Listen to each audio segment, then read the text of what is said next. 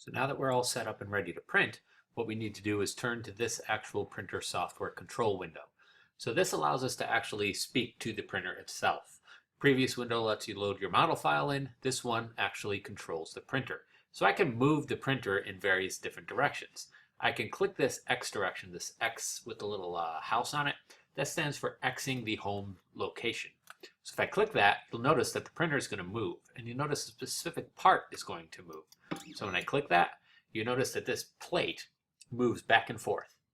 So this plate is actually representing the X direction. It moves left and right, depending on how I move this X.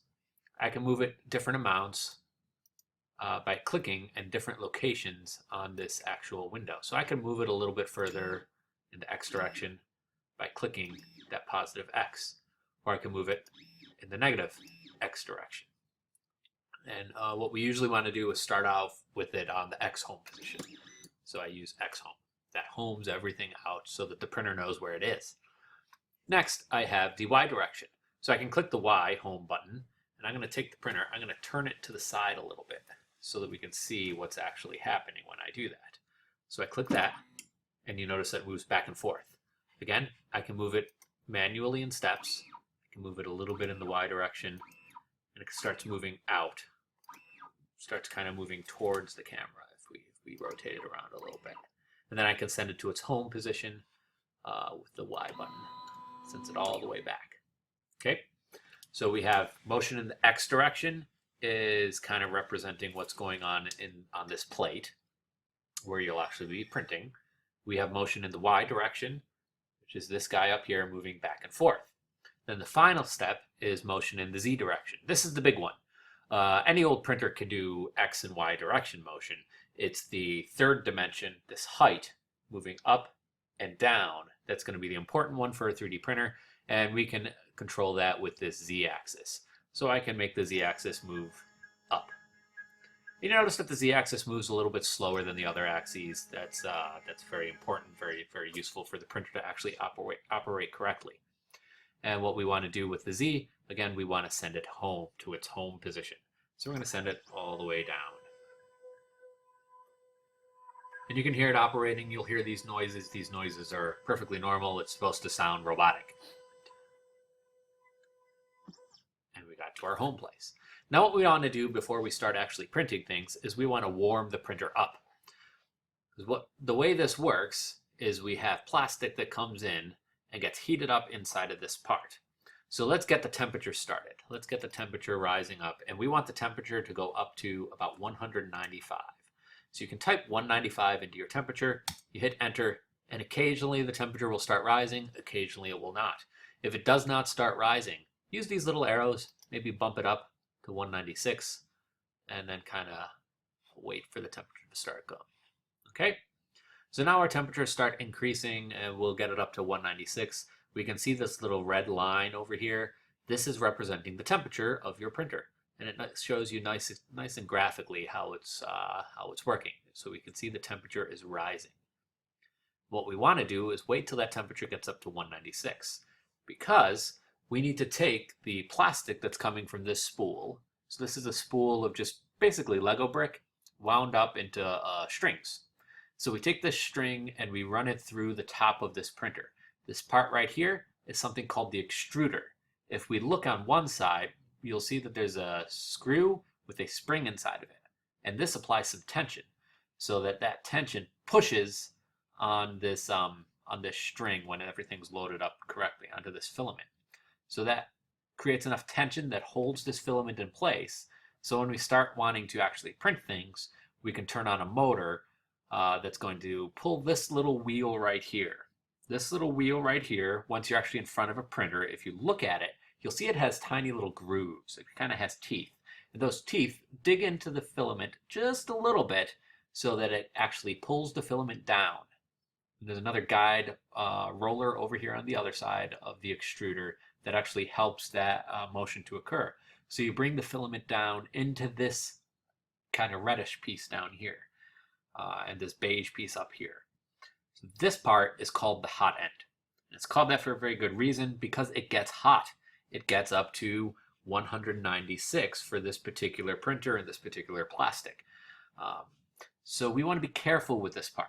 If you're working with students, this is the part that you want to make sure they do not touch. It gets very, very warm. You can touch it a little bit. You can, if you kind of tap that red sock, that's an insulating sock that kind of insulates the heat. So if you happen to bump into it, you won't burn yourself, but you will feel that heat. So you want to be very careful around the hot end here. Okay. So what happens is the plastic, once you're up to temperature, comes through this, comes into the hot end where it's melted. It's melted into a nice liquid form. And that liquid comes out of the hot end in a nice tiny little string and can be laid down onto this build plate. And what you've noticed with the build plate is this is actually a black plate with blue painter's tape on it. There's a very specific reason we use blue painter's tape. Blue painter's tape has nice friction. It has a nice stick. And you want your 3D prints to actually stick to the build plate. You want things to be sticky. As you get into more 3D printing and look into it more, you'll start to learn what these terms actually mean. Stick, how well you stick to this plate. Okay, so it looks like we're up to temperature. You'll know that you're up to temperature when you look at your 3D printer, your Cure control box, and you see this line kind of flattened out. And if we look at our scale over here on the left, we'll see we're just barely below 200, so we're right at 196, the temperature that we want. If you want to know the exact temperature at any time, you look up at the top of the box, and you can see the operational temperature is 196. What we want to do first is we want to prime up this plastic. We want to make sure that it's going to flow nicely when we start our print. So what we do there is we want to bring the z-axis up a couple centimeters. Okay. And these numbers that you see here, these 10, 1, and 0.1, those represent units of millimeters. So these are very small motions that we're doing. We have some filament that's kind of leaking out, and the nice thing about this plastic is it's very, very hot when it's in the extruder and in the hot end. But as soon as it comes out, it cools off very quickly. So I can just take this off. I can peel that right off. And to actually prime up this hot end to make sure plastic is coming out the way I want it to, I can come to this extrude option over here in my printer control window. And I'm going to extrude 10. So that should spit out about 10 millimeters. And right now, it's not exactly working quite right. So we keep hitting that button. There might be a little bit of plastic gunking up the end. So if we hit that again, still going a little bit slow. So maybe we take our top of our filament, we kind of push it down just to make sure we're getting plastic coming out correctly. Push that filament.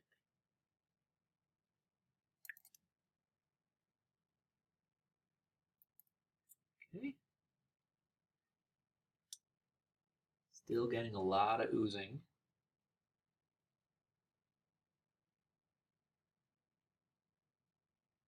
Okay, we'll try extruding one more time.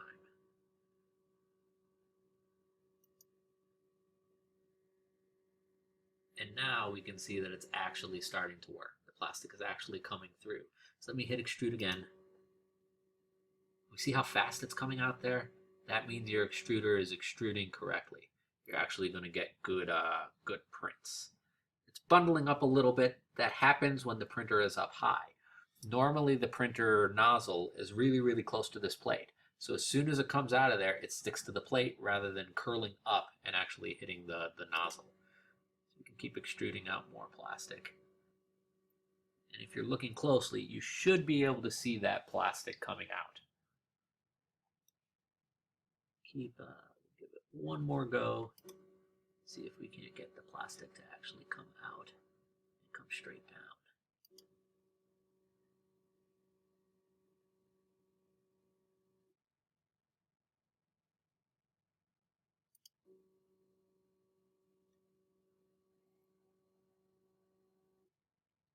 That should be good enough. We're getting nice flow of plastic. And what we can do now that we know the extruder is working is we can come up here and click the print button. So we click print, and you notice nothing's going to happen for a couple seconds. We're going to send the commands to the actual printer, and eventually the printer should start moving. So it's homing itself in the X direction. homing itself in the Y direction and now going to home in the Z direction. This is the critical point, the Z direction. So it's finding where it is at 3 different locations on this printer bed, and then that's going to let the software adjust for if this printer bed isn't exactly level, if it's maybe tilted a little bit. It's going to raise up, it's going to come over, and we're going to start printing.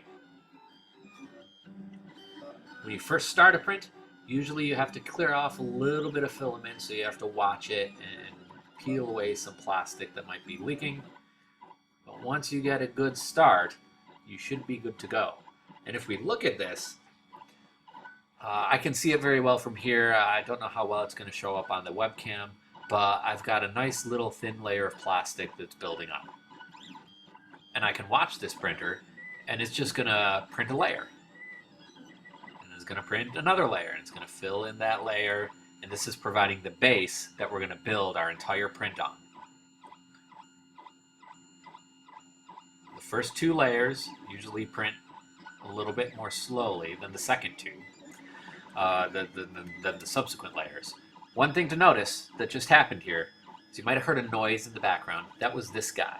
This guy right here, kind of this rectangular square box along the edge, that's a fan. So that fan turns on to cool off the plastic so that when it comes out of the nozzle, it cools off a little bit quicker and gets a little bit more solid a little bit more quickly. So we can let this go in the background, and while I do that, we can show you some examples of prints.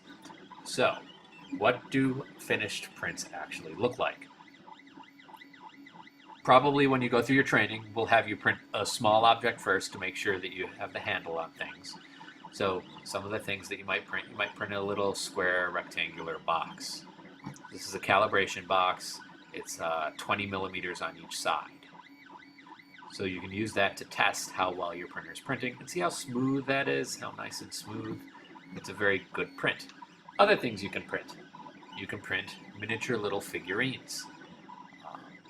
I teach astronomy. That's my field. So if anybody can guess what that is, if anybody is a fan of Star Wars, that is a miniature little Yoda. So I use this to test how well our printer is printing when there's no space underneath it. So there's no space underneath these. There's no plastic underneath these ears to hold them up. So this guy actually printed very nicely in free space. So we didn't need lots of support material for this Yoda. Other things I've done, I have printed this guy. So this is a topographical map of a crater on Mars. So I use this again in my astronomy class. This is a crater that we've actually sent a rover to explore on Mars. So students can actually feel and see in 3 dimensions the kind of things that we're landing on other planets. It can extend past this. You can do biology demonstrations. So I'm in the biology department, and one of my students, who's going to be a teacher, designed and printed a 3D model of a plant cell. So we can print up cells, print up demonstration pieces for students to use. Finally, my 2 biggest projects that I've started to work on with students have been to print and design 3D prosthetics. So this is a functional prosthetic hand printed on this exact printer, and what you can do, as long as somebody has wrist motion, let's say they have no fingers but they still have a wrist and they can bend their wrist, as long as you have about 30 degrees of wrist motion, you can use this little 3D hand to get grasping abilities. So when I bend it, the fingers actually bend. Right now this one's set up to kind of demonstrate a popular rock and roll kind of hand wavy motion. And then finally, you can expand this to actually printing full 3D arms. So we had a student here that has printed this full-scale arm that works with the elbow. So you attach this to your elbow, you bend your elbow, and that will bend your fingers. So here we have the hand, here we have the elbow, we bend the elbow, that bends the fingers. And there are a variety of projects that you could do with a 3D printer. The sky is the limit. Just get some training, and we'll be happy to let you use our 3D printer.